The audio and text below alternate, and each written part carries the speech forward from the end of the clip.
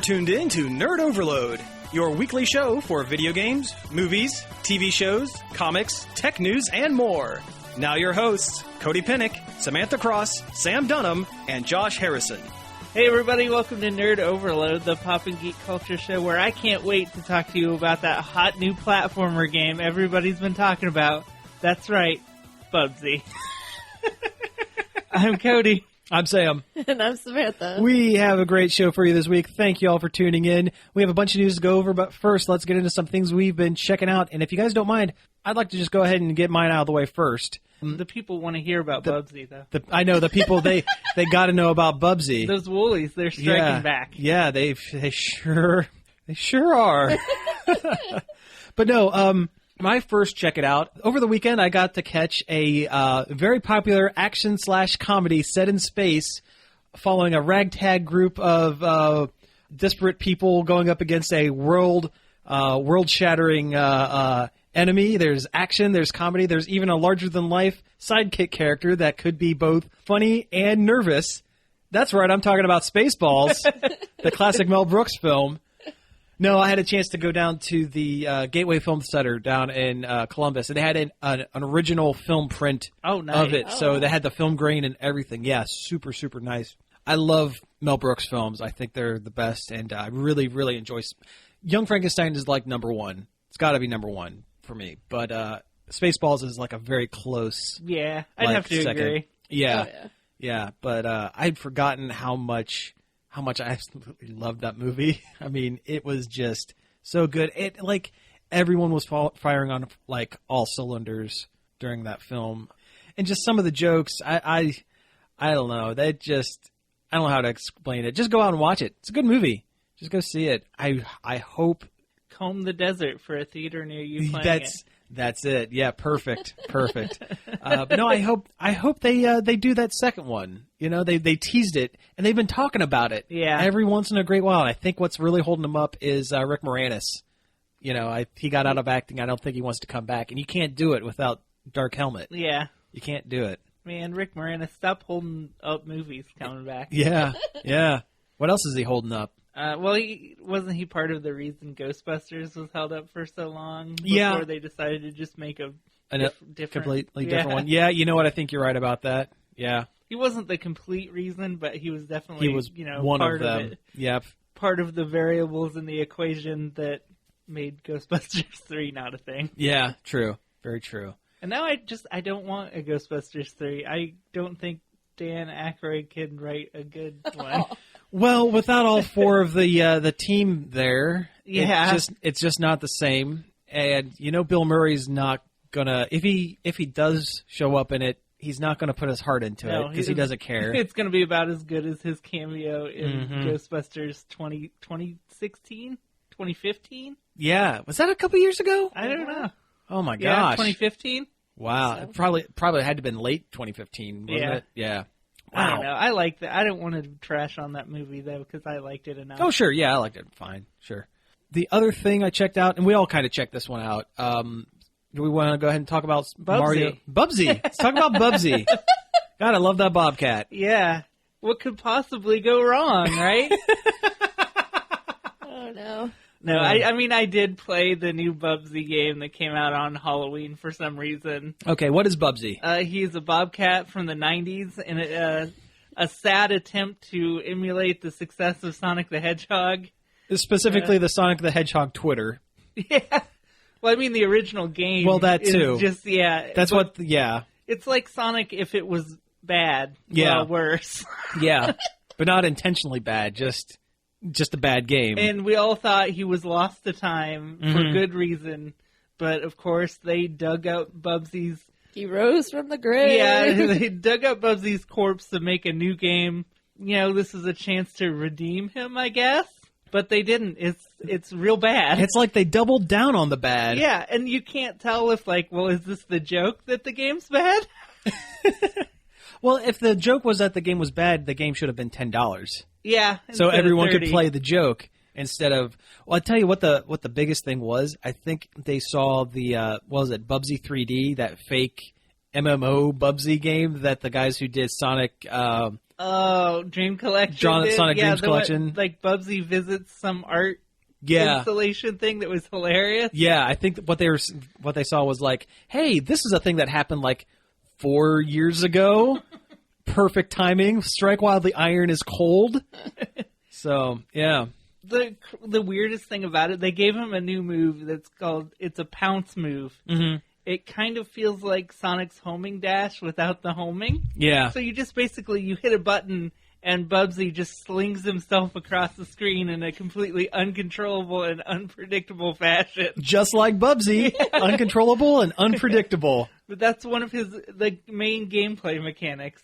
God. Is a button that makes you lose control of the character more or less.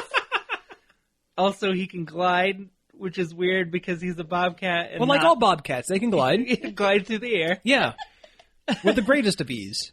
And they just throw yarn balls everywhere. Yeah. And they want you to get them all, and it's like, and I'm not wasting my time.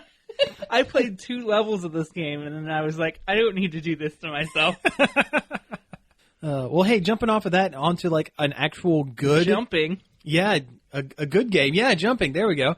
We all played Super Mario Odyssey. Yeah. That just came out on like the 27th. Yep. And November. I'm already through it for the most part. Me too. Yeah.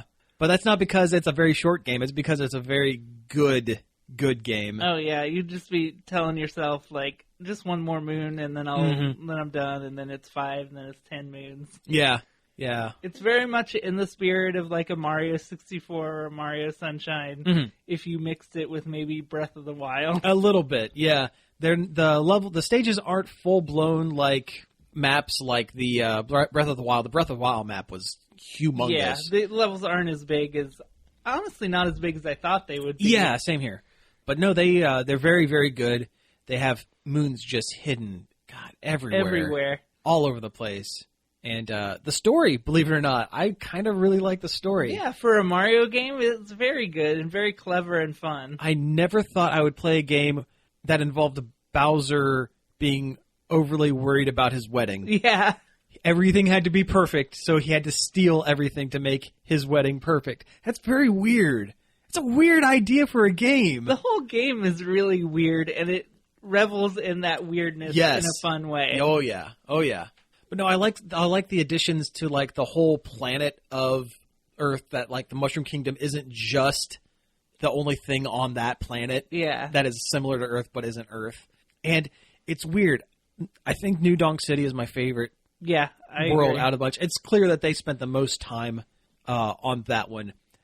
And it's weird because all of the each land has a different set of inhabitants. Like the Lunch Kingdom, they're all like sentient forks that run around, and then you have like Toast Arena where they're all Sugar Skull Skulls people. Yeah, and New Donk City, they're all 1950s businessmen and women.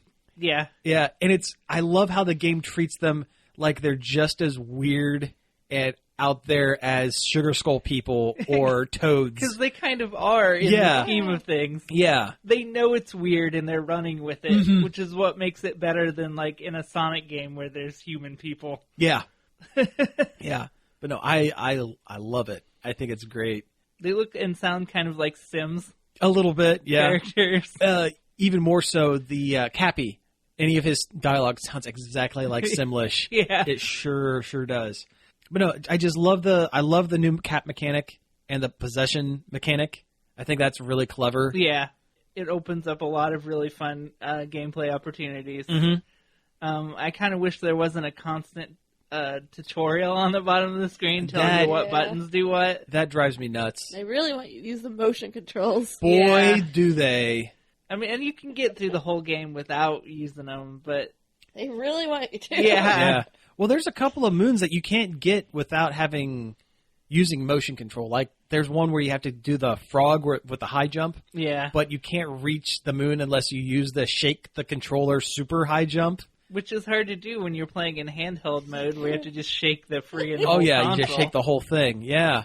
Oh, man. But no, I really enjoy it. I think it has a bunch of post-game content, which is really, really good and satisfying. The ending was incredibly satisfying. Oh, yeah. The ending gets pretty buck wild. I love that ending. I love it so much. And the song that they play for that final thing, like, really hit my sweet spot. I don't know what it is. I'm a sucker for 90s kind of... It kind of sounded like a Sonic song. A little Honestly, bit. It sounded a little bit like a Sonic song, but it also sounded like something that would have been in the live-action Josie and the Pussycats movie. Yeah.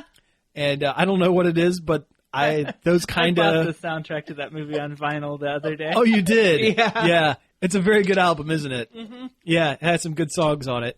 I love that movie. It's a great movie. It's because it knows, like, it's like pointing fun at how, like, product placement-y and stuff it is. And that's cool. It's very self-aware. But no, Mario Odyssey, really, really, really good.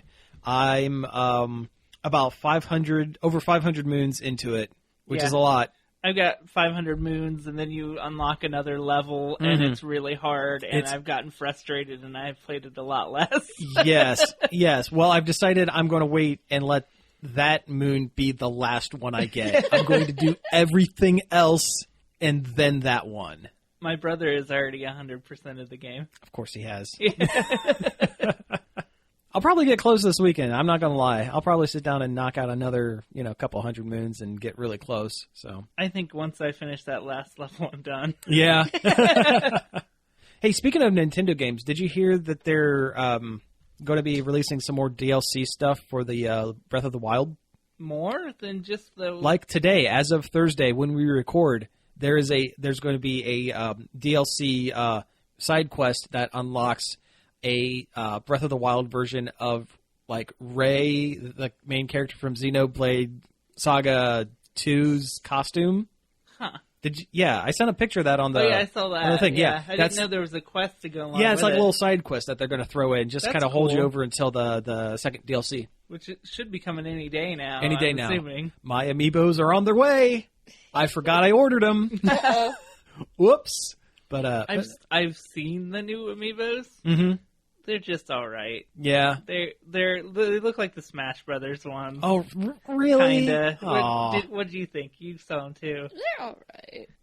I wish Urbosa didn't have that big pillar that shoots right up between her legs. Yeah. It looks bad, and I just wasn't super enamored with them.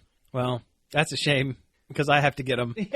I mean, they don't look as good as like Wedding Mario and Peach and Bowser do. Yeah. Well, anyway, that's my check 'em outs. You guys have? I'm guessing you guys have plenty. We saw Thor, but I guess we're going to wait till next week to talk about that one when Josh is here. When Josh is here and our listeners have more of a chance to see it. Yeah. I will say, though, that I thought it was fantastic and you should probably go see it. Yeah. Cool. Excellent. Let's see, what have we done in the last 2 weeks that we could talk about?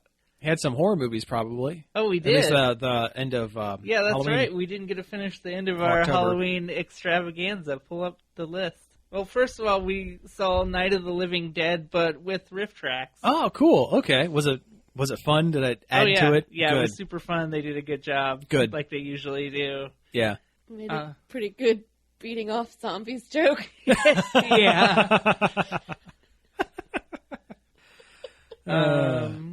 We watched Death Spa. Ooh, that was a good one. That's a very good one. Very... Death Spa. Is that the one with the guy who played Captain Kirk's son from the Star Trek movies? Yeah. Where they had the ghost of the woman who may or may not have possessed the dude. The dude. And the spa was like all run by computers, and yet that was supposedly what was causing all the problems. But like, did the computers control like tiles flying off the walls? That was funny because it made me think of Zelda. Yeah, a little bit. Yeah. But that movie was a hilarious, schlocky. Oh, it's great. Just wonderful piece of garbage. It sure is. It sure is. How about that scene where that lady in a wheelchair immolates herself, and then as she's on fire, magically regains her ability to walk? She like stands up and flops around, even though her legs were supposed to be like not working or whatever. Wonderful. Yeah. It's a great classic film. It was hilarious. Yeah. It was right up there with Chopping Mall. Mm-hmm. And apparently people in the 80s were just terrified of technology. They just, scary stuff. We watched They Look Like People, which was the most generic indie movie you could imagine. It sounds like it. It was about a guy who thought that... What was his problem? Well, he's hearing voices and getting calls telling him that monsters were coming, and that they look like people, and they're infecting people. But they look just... Yeah, like monsters were infecting people, and he knew. But he was going to have to kill people. Was he only good at two things, kicking butt and eating sweet tarts, and he was all out of sweet tarts? No, that's a good movie. It was an all right movie. It was just so generic. Yeah. Like the power of friendship basically hits him over it because his friend kind of indulges him in his insanity enough to where he realizes that, whoa, this is not real. And it's just generic indie so movie. it turns out that there were no monsters or aliens. It was just the guy's crazy. Yeah. God, that's such a... I mean, that's kind of the whole thing. Like, is he crazy? Or That's a super lackluster turnaround. Yeah, it was. Like, we watched Sinister. Okay. Which was... I think it wins the award for making you jump and... Yeah, that was chock full of jump scares. It's a relatively recent horror movie about a true crime writer that moves into a house where a family all got killed, all got hung in the tree in the backyard. Oh, boy. And he finds a bunch of, like, snuff films in his attic that are really creepily and well done, well shot. That's probably your favorite part. Yeah, they're totally creepy, skin crawly. But in the end, it takes a You don't spoil it, but it takes kind of a supernatural turn that it's kind of stupid, and it would be a better movie if it was just like about a serial killer. Yeah. Instead of what it was about, which was ridiculous. Ah, okay. So maybe like the first hour was really good, and then the last 20 minutes is just like, oh, really? They really they really think like a kid doing like the face with the finger to the mouth is super scary and creepy. But it's not. That's not. And they do it like 8 or 9 times. Oh, okay. We watched Asylum, which is a British horror anthology movie about some people in an asylum, and each one tells a different story. The framing story is there's this new doctor that goes to asylum, and he has to figure out which was the director. Yeah, so he can get the job. Oh, okay. And he goes through and he hears the story of all the different people and has to decide which one's the doctor. It was wonderfully bonkers. Okay. Which I'm wondering if that's a British horror movie thing. Did they just all get really off the wall weird? Maybe. Because a lot of them that we watched on this experiment have been just bonkers. Like Wicker Man is just nuts. Yeah. Yeah. Like this was kind of like that. There was a guy that was making like robot dolls of people that like he could like put like his consciousness into. Yeah. Oh, that's actually kind of neat. And it was like it looked like a dumb toy robot with like I should find a picture of it. A sculpty head of the guy's head on top. But it had like this like metal, generic metal robot body. Huh. Okay. And it was about 6 inches tall at the most. And it kills somebody. Okay. It's pretty buck wild. Yeah, that was the only one of the stories I can remember off the top of my head. Taylor that had to make a suit out of a special fabric. He can only work on it at night. It's weird. Yeah. I don't remember the other ones. The woman had like the lady friend that kept appearing. I don't Ooh, spooky. Yeah, I don't remember at all. Her brother was trying to like get the house and the money. Don't remember that. With the blonde lady. Vaguely. I may have been in and out of falling asleep during this, now that I think about it. Okay. But what I remember of it was pretty fun and weird, so that's good if you like your movies weird. I think the last one, which is the last movie we watched, was Zombie. Okay. And it was some Italian zombie movie that was all right. Yeah? The special effects and the gore effects were really good and really gruesome. Mm-hmm. But the movie itself was just okay. That's usually how it goes with Italian films. The effects are excellent. The movies, it's all right. Yeah. Also, it has a zombie fighting a shark. Yeah. Ooh, Yeah, it does have fun. that. Okay. That's automatically bumped it up my list of must watch. It's pretty buck wild. Yeah. Yeah. And It's a real shark.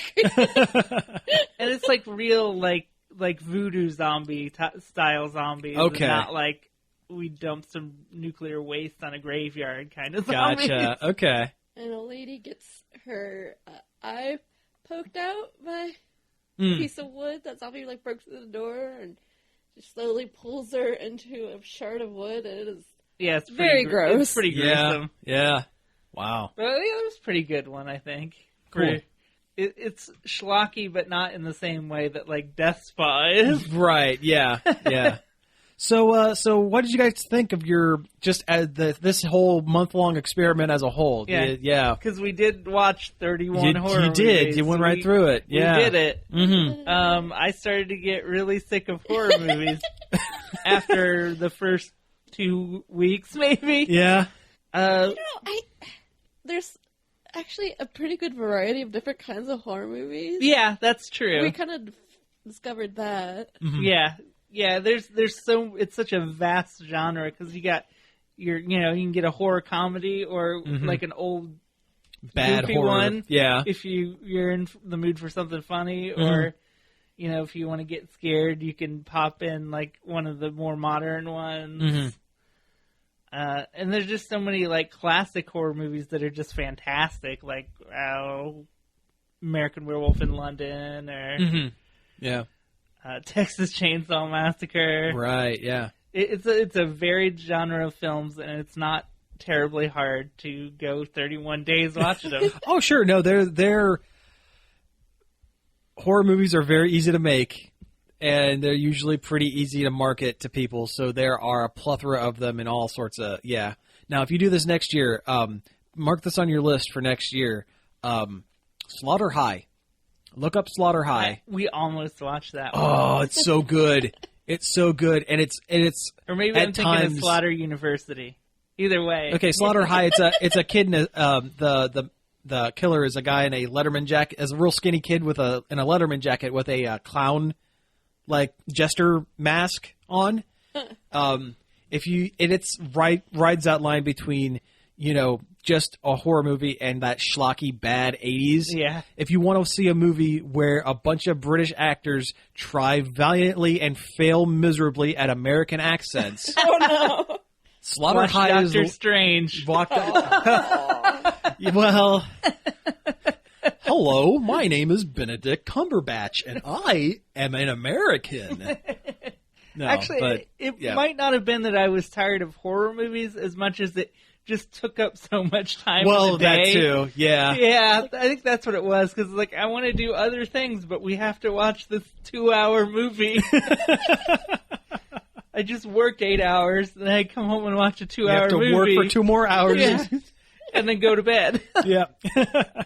So it wasn't the horror movies that got old, it was the time it takes to watch them. So we actually have been tossing around the idea of maybe watch some Christmas movies. Oh my God! Okay. Maybe try to do like little videos on them. Oh, that would be excellent. I can help you find some good Christmas movies. Santa with Muscles. Oh yeah, starring Hulk Hogan. Oh no! Oh my God! Hulk the dirtbag Hogan. Oh my goodness! It is super, super good, and by that I mean super bad. It is like Suburban Commando or Mr. Nanny level of bad. Yeah. Oh, I can find some Christmas movies for you for sure. Yeah. Yeah, because little known fact, Cody really doesn't like Christmas. Oh, I hate Christmas. I used to like Christmas, but then you work in retail long enough and you just hate it. Yeah, that kind of does suck the fun out of the holiday season, doesn't Yeah. it? Yeah. But hey, enough about that. Also, the Christmas creep really ruined Oh, it. the Christmas God. We don't speak of the Christmas creep. That was an experiment. He's still down in Florida. He's the island creep. time creep, I think is what we called him. Yeah. Oh Yeah. I've been playing the new Wolfenstein, Wolfenstein 2, the new Colossus. Oh, yeah. How is it? It's really good. It's a continuation of Wolfenstein: The New Order, which takes place in an alternate reality where the Nazis won World War II. Mm-hmm. Kind of a man in the high castle situation. It's really good. I mean, the first one was really good. This one continues to be really good. The story and the cutscenes are all fantastic. Like, they really did a really good job writing this one and fleshing out the characters. They actually give the main character of all the Wolfenstein games, BJ Blazkowicz, a fleshed out backstory that's actually very interesting. Really? Like, Excellent. you meet his parents and everything, and his dad is a huge racist jerk. Oh, jeez. Yikes. But the gameplay itself borderlines on really frustrating for me. Yeah. I don't know if it's because I stink at it, or... Well, I want to play Get good, scrub. I want to play it like Doom. Like the Doom that came out a couple of years ago, where you rush in and just annihilate everything. Yeah, they want you to be a little more strategic about it, and I just don't want to do that. Yeah. So, and I started playing it on medium, constantly died and got frustrated, and I've since switched it over to easy, which is just a little bit too easy, and now I feel like I'm being babied. So there's no good middle ground for me, which kind of stinks. It's probably more my own problem. Because they want you to be stealthy, but there's not like a cover system or that kind of stuff. I see. And then sometimes they want to switch it up, and now it's a shooter, balls to the wall situation. And a lot of the levels are really claustrophobic too. Yeah. But I mean, that story is so good that it really pulls you through it. Okay. Well, that's good at least. That's good. The trailers looked really good for it. There's a point where you get to go to Nazi-occupied America and walk through a downtown that's really interesting, and they don't spend enough time there before you're back in some underground bunker shooting guys. I see. It's like, I want to go back up there and have an adventure game happen where I'm picking up items and using them or something. Right, yeah. Not that a Nazi-occupied America is a place that I want to be, but it's really interesting, this weird world they've created, this alternate reality. That you kind of want to explore it. Yeah. But they only kind of let you peek at least so far, they only really give you a peek at it. Yeah. Between dark bunkers and military installations. Gotcha. All right, well, hey, let's go ahead and take a break here, and when we get back, we'll get into a little bit of news. We're back. That was Africa by Toto, covered by the band Ninja Sex Party, off their second Under the Covers album that just came out, a few weeks ago, I think? Yeah, and it's already charted on the Billboard charts and stuff. That's crazy. It was #1 independent album. Really? Yeah. Wow, that's impressive. I'm a real big fan of Ninja Sex Party. I wish we could play some of their original music on the show. Can't happen. Look it up on YouTube. Just look it up. It's fun stuff. Unless you're a kid, then don't look. Don't look it up. But no, if you're of legal age, look it up online. It's funny. It's very funny. Dan and Brian are good dudes. The only thing I wish is some of their covers are a little too close to the originals. Yeah. And I don't know. Some of the stuff all kind of sounds the same after a little while. And I thought that the video for Pour Some Sugar on Me sucked. Yeah, it wasn't great. It was exactly the thing they're normally parodying or poking fun at. Yeah. But there was they suddenly weren't. And that's kind of how it feels like with these covers albums, is that they've stopped being a comedy band and they're just a cover band. And But they do good covers, and we always, if there's ever an opportunity for us to play Africa by Toto, we are going to play Africa by Toto. Exactly. #1 jam. Bless those reins. All right, so let's go ahead and get into a little bit of news. And this first one is actually from a couple weeks ago because we took last week off. I want to talk to you guys about Sophia, the world's first the closest thing to nightmare machine. Oh yes, very much a nightmare machine. But it is the closest thing to an autonomous robot, like an android that we have today. I'm looking up the name of the lab, and the Forbes website will not let me go to their website. So we're going to go to The Verge. Okay. Anyway, it doesn't really say in this article. Anyway, Sophia she's touted as a robot or an android. What it is, it's a learning AI that they've attached a human-ish face Human-ish to. Yeah, is a good way it to is put it. just close enough to human to make it super creepy. Yeah. And like I said, she's a learning AI, so she can respond and hold, very simple conversations with people with certain inputs. And Saudi Arabia has granted her full citizenship. So she is the first Or as much citizenship as a woman gets in Saudi Arabia. Well, yes, very, very true. But Hey, they can drive now. yeah, that's good. That's good. But no, this is kind of unprecedented. This is the first time a non-biological, non-human being has been granted full citizenship in any country ever. It kind of seems like maybe they're jumping the gun a little bit. Maybe a tiny bit, but hey, when Skynet takes over in a few years and we're all being ruled over by our robot overlords, we could look back to this point. When we're all turned into batteries, into little tubes like in the Matrix. In the Matrix, when we all know Kung Fu. No, this is really cool. I mean, the robot itself is creepy as hell, and I'm scared of it. But the idea behind all this is very fascinating. I think it's just a little bit early to be granting citizenship to robots. I don't think she can act as a full citizen. She doesn't have use of her arms or legs. Yeah, she's just. They've given her it's basically that doesn't make you human. Well, no, but you know what I mean. Like, there's no saying she's a robot is not totally correct. It's basically they stuck a animatronic head on a mannequin body and ran a computer AI system through her. Basically, she seems slightly more advanced than, say, Abraham Lincoln in the Hall of Presidents. Yeah, and her AI is based a little bit off of Winston. Remember on Jeopardy when they had that robot that beat everybody at Jeopardy? Watson, that's what it is. Yeah, her AI is based at least a little bit off of that. So that's really cool. Yeah, it's a cool story and it's a great accomplishment, but maybe citizenship is a little much. Also, look at that face. Just look at it. Also, drink it in. Is there any reason they couldn't have slapped a wig on there? Yeah, the exposed robot brain parts. While cool, coupled with like the near human, God, she almost looks like Jennifer Lawrence in a weird way. Like with weird dead eyes and a robot brain.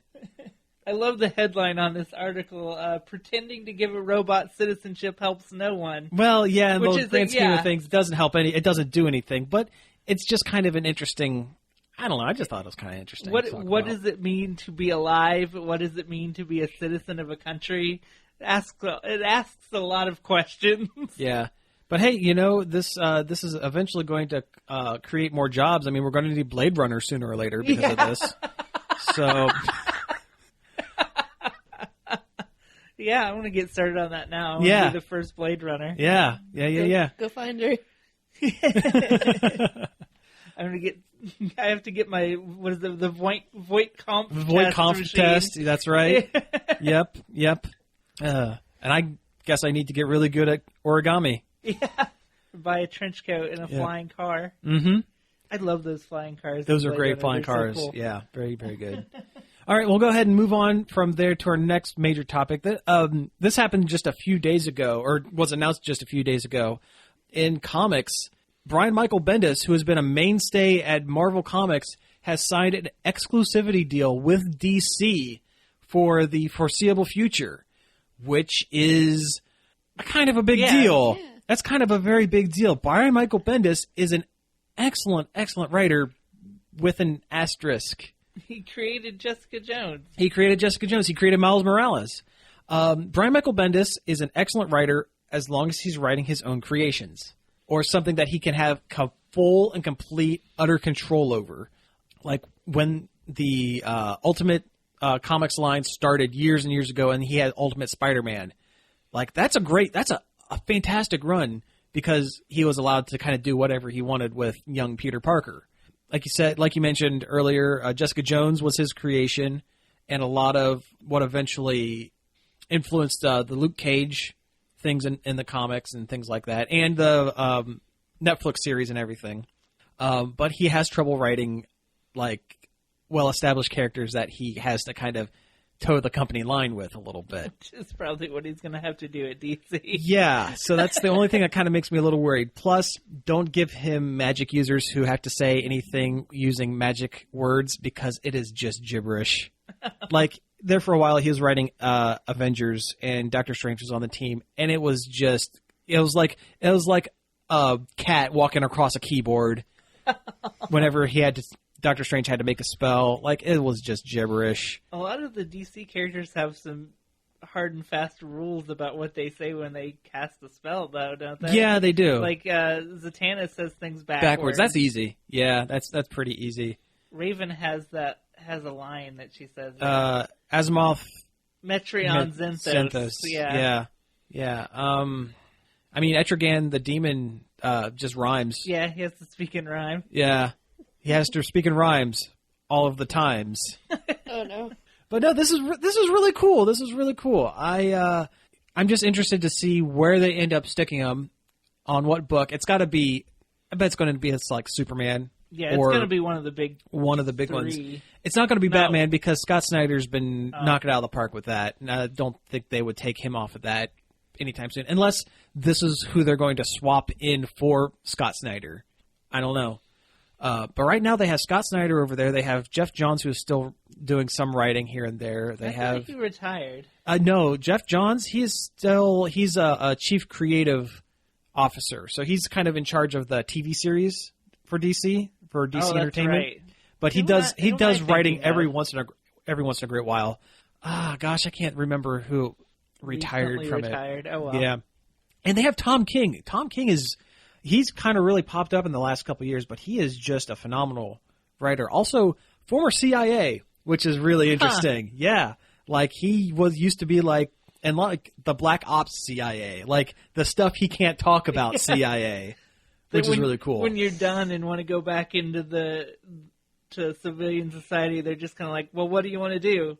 I want to write comics. And they're like, okay, we'll make that happen. Yeah. Although Tom King didn't have an exclusivity deal, he actually wrote that really amazing The Vision series that was released a few years ago, which was super good. And I recommend everybody look at it. It's probably on Comixology at this point, so you can get it for cheap. I don't know what else to talk about with this. It's just really cool news and worth mentioning. Yeah, there hasn't been a ton. Interesting to see what happens. The only tweet that I saw that was really funny was Bendis tweeted one saying, hey, I'm really happy and excited to be part of the DC Comics family. It's such a long history of comics and creators and everything. And his second tweet was, now which one is Clark again? And that's pretty good. That's pretty funny. Is that a hint that he's going to be writing Superman? And who knows? Maybe. Now I'm working for the Nerdist. Yeah. Is Brian Michael Bendis' latest tweet a hint at what he's going to be writing at DC Comics? Here's 1,000 words saying maybe. Anyway, let's move on to the next one. What do we have for our next topic? Remember Pokemon Go? Of course. What if it was Harry Potter? Great! Because that's the thing that's happening. Super great. Which I was initially excited about. Sounds cool. Mm-hmm. Warner Brothers said, hey, let's do it. And then I saw it was Niantic, the developers of Pokemon Go, developing it. Yeah. And then I am immediately skeptical. Well, it'll be great a month after the game's released when no one's playing it anymore. And it'll be great for about 2 weeks, and then they won't make anything new or do anything to support it. I can't wait to stand outside in my local cemetery and catch Harry Potters and Pokeballs. Yeah. I get to throw the golden snitch at Harry Potter and hope that... Well, I hope they learn what they messed up with Pokemon Go. Yeah. Well, I hope they would, but judging by the Pokemon Fest last summer... Yeah. I'm not so sure. I'm not convinced Niantic can do anything without royally screwing it up. I mean, their intentions are good and pure. Yes. But every time they just either underestimate how much people like their game or are just completely incompetent. Now, how many Tom Riddles do I need to grind up into candies in order to evolve him into Voldemort? How is this even good? I don't understand how this is going to work. I don't either. Unless they're taking it in a Fantastic Beasts and Where to Find Them slant, and you have to capture the Fantastic Beasts. Even then, there's not that many Fantastic Beasts, I don't think. How do you know? I guess I haven't actually looked at the book. Yeah. He had a lot of beasts in his little briefcase. He did, in his TARDIS briefcase. I love that movie. I always say I love that movie whenever we talk about it. But I don't know. I mean, I'll be curious to try it, but I wouldn't get my hopes up. Yeah, same here. Same here. I'd like to see Niantic succeed and do something good, but they haven't shown that they could do that. Yeah. With Pokemon Go. Yeah. Speaking of which, do you see for Halloween you get a Mimikyu hat? I got the Mimikyu hat. Yeah, that's pretty cool. I fired it up long enough to get that, catch a couple of Pokemans, and then close the app and haven't looked at it since. Yep, that's exactly what I did. Yeah. Although, no, take that back. I actually spent an afternoon walking around Columbus. Walked from coffee shop to coffee shop, getting Pokemans. It's actually a pretty good time. Cool. It works really good in the city. Mm-hmm. Not anywhere else, though. Yeah. Especially since they dropped a lot of the stops here in town. Yeah. Yeah, a lot of them are gone. Like, I used to bike around the Marion Cemetery, and none of them are there anymore. So, because people have to behave like animals, which is why we can't have nice things. Yeah, a bunch of savages. I feel like I'm being too negative today. Cheer up. Yeah. Harry Potter Go. I hope they don't call it that. Yeah, they don't have a name for it, but let's hope it's not called that. Harry Potter and the barely functioning mobile AR experience. Harry Potter and the tremendous letdown. Hello there, Harry Potter. No, hello. Hello. It's me, Dumbledore. You're a digital wizard, Harry. Oi. He's a snipe. Hurry, Harry, throw your snitch at the... I'm losing this entirely. Yeah. Let's stop now while we're ahead. While we're behind. Yeah. All right. So next up, this is the last of the really, really big news that we got to talk about. Apparently, and there was just like one little mini news blurb, and that's all they've said about it, but apparently Disney is in the process or in talks with acquiring many, if not all, of the 20th Century Fox, or 21st Century Fox, I guess, film properties, film and television properties. This raises a lot of questions and concerns about the idea of mega corporations becoming bigger and how Disney is kind of monopolizing, and they have kind of a nasty track record for like bullying their way through, like, you know, mergers and acquisitions. Yeah, and just the film industry in general. Because I actually heard a thing where they're for the next Star Wars movie, they are they have like a special thing like a release clause. Oh, where, I read this too. Yeah, it's like they're requiring theaters to have longer runs and preferred times for the Star Wars movie over all other films in order to receive a print of the film, which is great for like huge mega theaters, but like a little mom and pop stuff, like the Strand down in Delaware. Yeah, like it. I mean, yeah. Now you got to play Star Wars for 3 months. Yeah. Well, think of Studio 35. They have one screen. Yeah, and they usually get like one big first run movie. They run it for a couple of weeks and then they move on. What are they going to do with Star Wars? They can't run that for 3 months solid. Yeah, everyone will lose interest eventually. I mean, believe it or not, there are a finite amount of people who are interested in Star Wars in the world. There's a lot, But there's a finite amount. And usually, once they've seen it one time, they don't go back again. Yeah. Usually. I mean, I'm an idiot who will see it a couple times, but, I'm a super fan. But no, it's... Yeah, Disney, they kind of have a track record for not being super cool with that kind of stuff. And just getting bigger and having more, clout in the film industry is, I don't know, kind of skeevy a little. Yeah. I don't know. And that is seriously getting up to monopoly levels when you've already bought out Lucasfilm and then you're coming for 21st and Marvel. Century Fox. Yeah, Marvel. Yeah. The one thing that, I see it as a positive with this, and this is just me being the super nerd that I am, it means that Star Wars will be 100% owned by Disney, be under one house, because distribution rights is actually through 20th century. The original film. Because of the original films. And a lot of the, basically the X-Men would be back under the Marvel Studios umbrella. And then we could get a fantastic X-Men versus the Avengers movie. Yes. Yep. We'd probably get an X-Men total reboot with a whole new cast. And the Marvel Studios can finally stop talking about the Inhumans. What all properties would this, besides those, would it affect? See, that's the thing. It wouldn't affect too many others because... Oh, Deadpool would be Deadpool would be Disney now. Disney's Deadpool? But I don't know about that. They would throw him under, one of their subsidiary things and... Not a Miramax. Not a Miramax, but they would Miramax isn't around. That's the Weinstein Company, and they yeah. definitely wouldn't do that. Oh no, that wouldn't happen. I don't believe they would screw with Deadpool too much because Deadpool made a ton of money. That's true. And I mean, they're able to put they're pushing the envelope a little bit with the Marvel movies. A little, Ant-Man had some stuff in it that maybe wasn't necessarily 100% family friendly. But it wouldn't really affect too many other properties, from what I understand, because some of the other ones that Fox owned at the time... Don't they own Alien? Don't they own Alien? Well, yeah, they own Alien. Yeah. But specifically Marvel stuff, they had Daredevil, which reverted. They had Punisher, which reverted. They had the Ghost Rider, which... Who cares? Partially reverted because... they were able to use a Ghost Rider for Agents of S.H.I.E.L.D., just not the Nicolas Cage one. There was a couple others. They wouldn't get the good ones. They wouldn't get Fantastic Four and all of those characters. Really? I thought they would get Fantastic Four. Oh. That's Sony. Oh, that's right.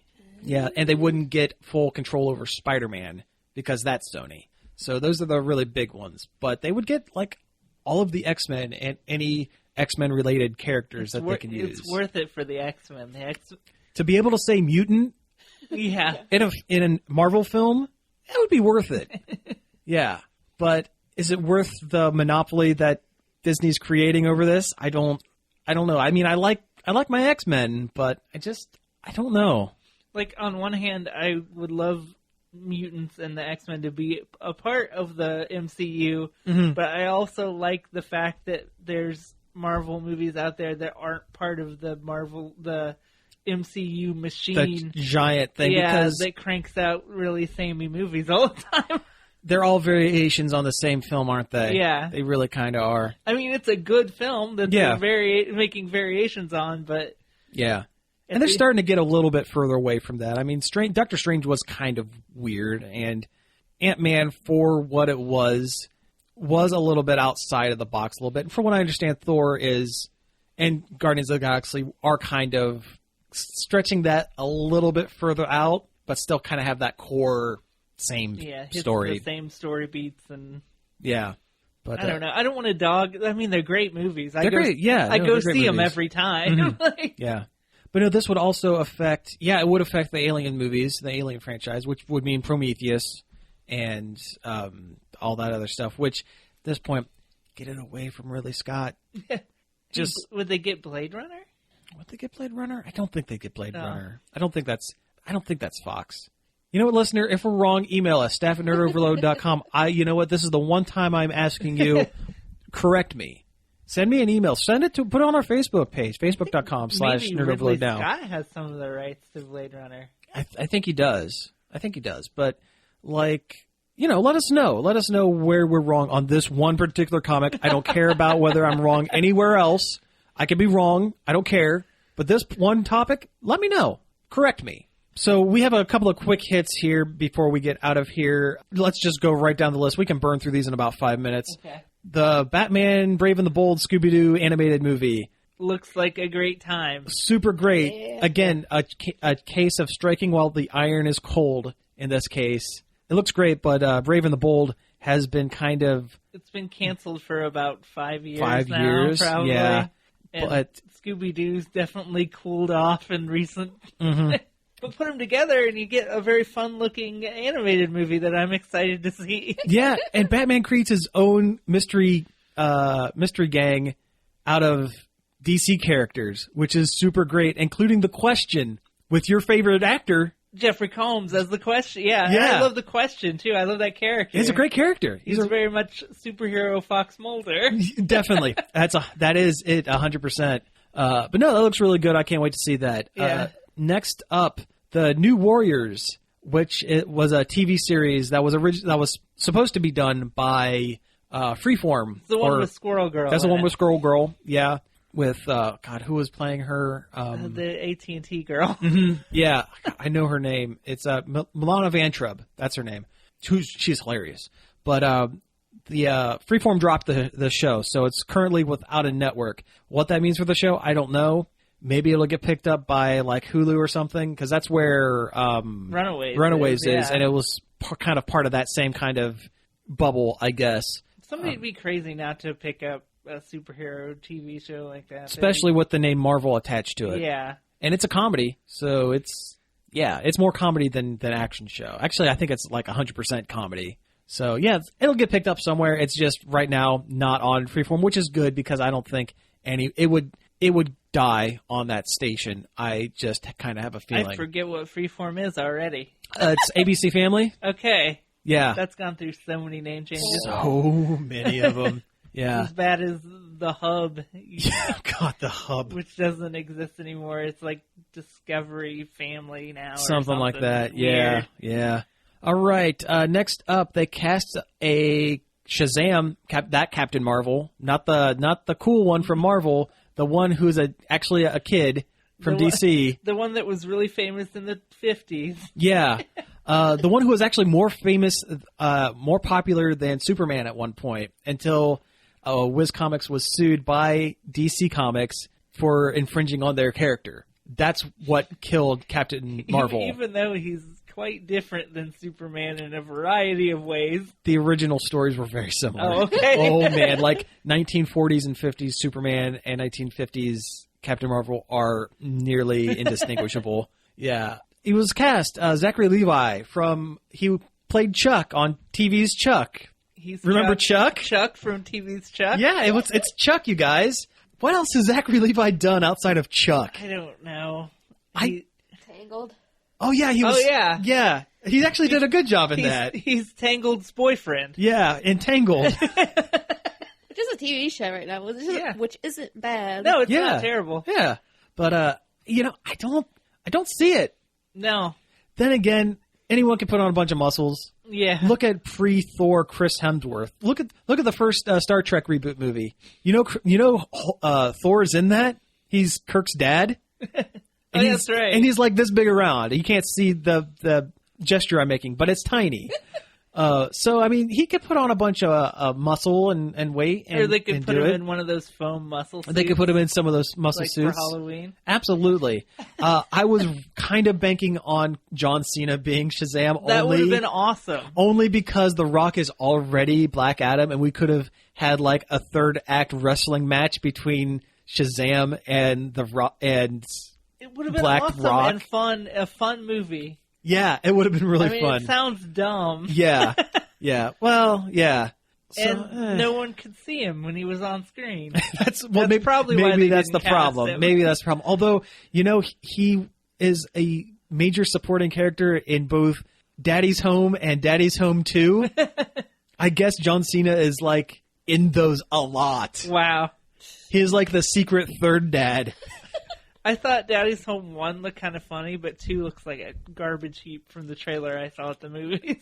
You know, I said the same thing about Meet the Fockers, the sequel to Meet the Parents. That's not bad. And Meet the Fockers was really funny. I actually kind of like that one a little better because it's not as super cringe-inducing. I just wish that Mel Gibson wasn't. Yes, that's the major issue. I like John Lithgow as Will Ferrell's dad. That fits perfectly. And I guess Mel Gibson fits as Marky Mark's dad. I just wish it wasn't Mel Gibson.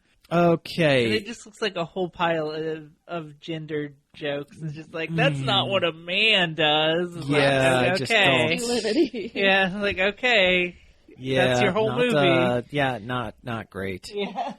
All right. And I just want to say, rest in peace, Miiverse. yeah, let's talk about Nintendo's social media message board for the Wii U and 3DS is officially shut down.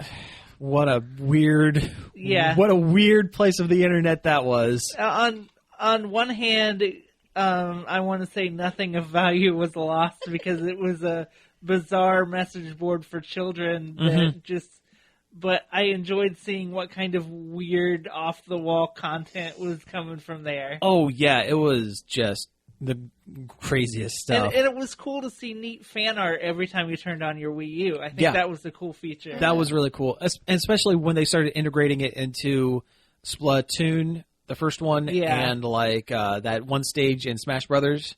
That was really cool. Which now is not going to work anymore. It's not going to work, yeah. Well, maybe they archived some of those. Maybe, yeah. I don't know how they're going to handle that. Yeah. Well, it won't matter when the port of Smash Brothers comes out. That's going to come out, right? Yeah. Right? Well, we joke, but they did just add support for the multi-tap for the GameCube controllers. To the Switch, To the Switch, so they're setting it up. Yeah, they said it was an accident. No, so it's not. They added those features to support more third-party controllers, and it was just a coincidence. Oh, of course. That it happened. Of course it was. Yeah. All right, and last one, Cody. There's a new Overwatch hero named Myra, who looks really cool. She's the evil support character. Oh, cool. So now the evil characters, Talon, have a healer that fits in with them story-wise. Very cool. It doesn't matter in the game. Well, it's just a character. But she looks cool. She's got, one hurt laser and one heal laser in each hand, and she's like an evil Irish geneticist lady. It looks kind of like David Bowie. Yeah, a lot. Oh, even better. That's excellent. It looks cool. It'll be fun to check it out. Oh, very cool. I'll turn on Overwatch and play a couple matches and then put it away. Get mad. Yeah.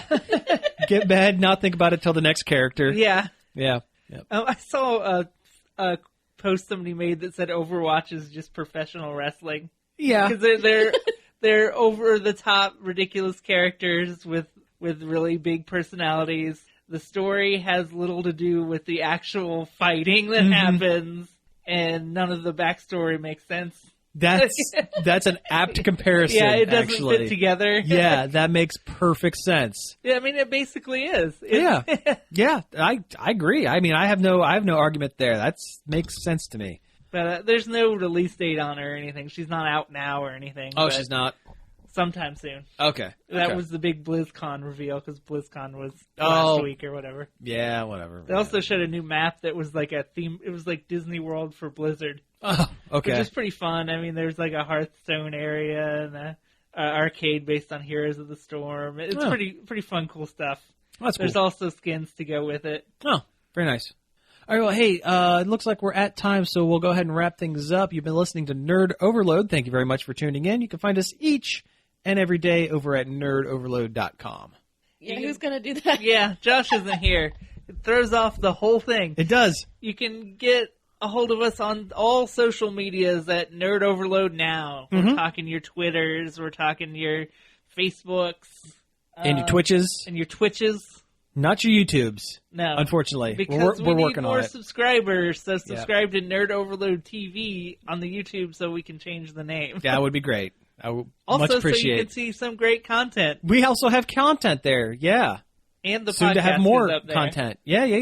You can email us at staff@nerdoverload.com with any rants. Corrections. Or you can just be Comments, nice. corrections. Yeah, you can be nice to us. Yeah. That'd be nice too. We'll take some nice. That's good. Don't forget to tell your friends about the show. Word of mouth is what gets people to listen to podcasts. So tell your friends about the... Just because you're listening to it, don't assume everyone else is. Definitely. Yeah, tell your friends. Yeah. And we are also on iTunes and Stitcher, so you can find us over there. And all of our back episodes are back there as well. And there's a lot of them. There are quite a few. 160. This is 167. Wow. Yeah. Believe it or not, it's crazy. I can't believe we've made it this many, honestly.